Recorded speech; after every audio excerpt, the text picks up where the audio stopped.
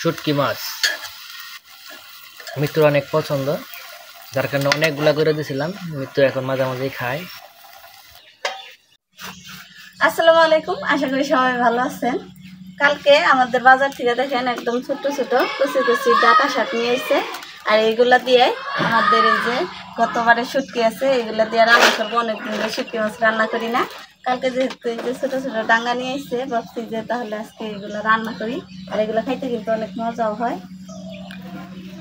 আর মৃত্যু কিন্তু সকাল সকালে যে সবজি কাটার পাশাপাশি ভাত রান্না করতেছে, আর এদিকে গতকালকে তরকারি ছিল এগুলো জাল দিতেছে। আর রুটি বানাবো, তাই না? হ্যাঁ, মার জন্য রুটি বানাবো। আর সকালবেলায় দেখেন বাড়িতে কিন্তু যেহেতু আম গাছ আছে আমাদের উঠানে, দেখেন আমের পাতা পড়ছে। আর বৃষ্টি না হওয়ার কারণে দেখেন পরিবেশটাও কিন্তু অনেক সুন্দর। সকাল সকাল আমাদের বাড়িতে আম্মুর জন্য রুটি বানানো হয়। আর সেখানে যে মৃত্যু রুটি বানাইতেছে, আর এখানে যে সবজিগুলো কেটে রাখছে, আর মিহা এখানে বসে বসে ডিম খাইতেছে।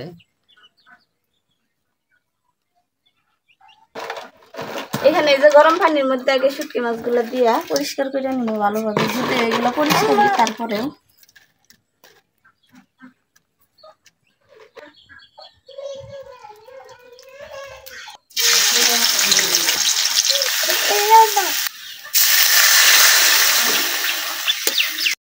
মশলাটা দেখেন কষানো হয়ে গেছে।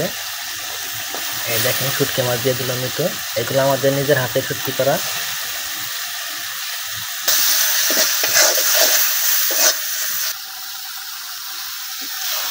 ডাঁটা শাক ছোট ছোট বাজার থেকে আনা হয়েছিল।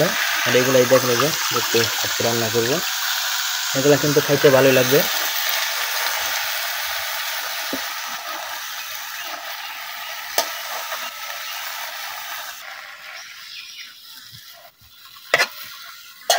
শুটকি মাছ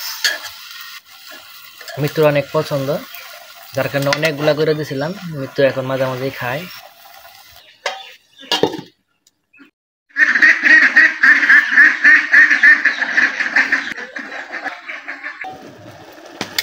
দেখেন ছিল হইলো এক কড়াই, এখন কমে একবারে কম হয়ে গেছে।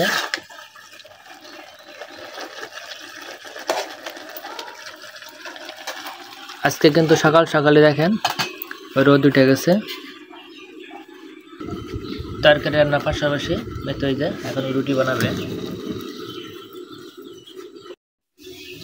এই তো আমার তরকারি রান্নাটা হয়ে গেছে। আর পাশাপাশি আমি রুটিগুলো বানাই নিতেছি। এগুলো এখন নামাই নিব।